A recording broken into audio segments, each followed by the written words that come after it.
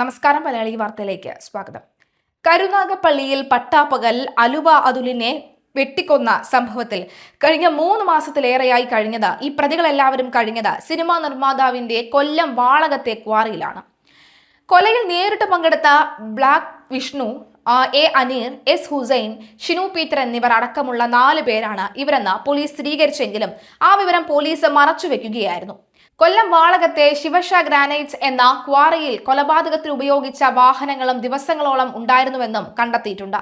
Cinema നിർമ്മാതാവ് ലിസ്റ്റിൻ സ്റ്റീഫന്റെയും ശബരിമലയിലെ വിവാദ സ്വാമി സുനിൽ സ്വാമിയുടെയും ഉടമസ്ഥയിലുള്ള ക്വാറിയിലെ സ്ഥിരം സാന്നിധ്യമായ ഈ കൊടും ക്രിമിനലുകൾ നാട്ടുകാരെ നിരന്തരം ആക്രമിക്കുകയും ഭീഷണിപ്പെടുത്തുകയും ചെയ്യാറുണ്ട് എന്നതിന്റെ തെളിവുകൾ ഇതിനു മുൻപും പുറത്തു വന്നിട്ടുണ്ട്.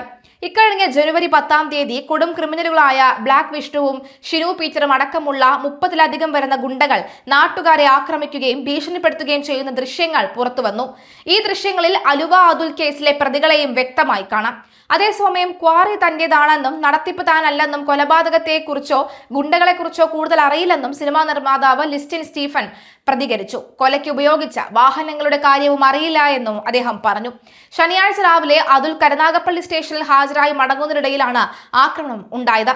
ജാമ്യത്തിലിറങ്ങിയാൽ എല്ലാ ശനിയാഴ്ചയും പോലീസിന് മുന്നിൽ ഹാജരാകാനായിരുന്നു ഹൈക്കോടതിയുടെ ഉത്തരവ്.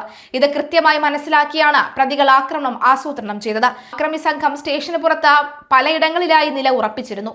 അതുൽ സ്റ്റേഷനിലെത്തിയത് രാവിലെ 10:30 ശേഷം 11 മണിയോടുകൂടി സ്റ്റേഷനിൽ ഇറങ്ങി. പിന്നാലെ 17 മിനിറ്റിനുള്ളിൽ ആക്രമണം നടത്തുകയായിരുന്നു. കേസിൽ മുഴുവൻ പ്രതികളെയും പോലീസ് പിടികൂടിയിരുന്നു. ഇതുവരെ 8 പ്രതികളാണ് പിടിയിലായത്. കൂടുതൽ പ്രതികൾ ഉണ്ടോ എന്ന കാര്യത്തിൽ അന്വേഷണം തുടരുമെന്ന് പോലീസ് അറിയിച്ചു. കൊലപാതകം നടന്ന 12 മണിക്കൂറിനുള്ളിലാണ് പ്രതികളെ എല്ലാവരെയും പോലീസ് പിടികൂടിയത്.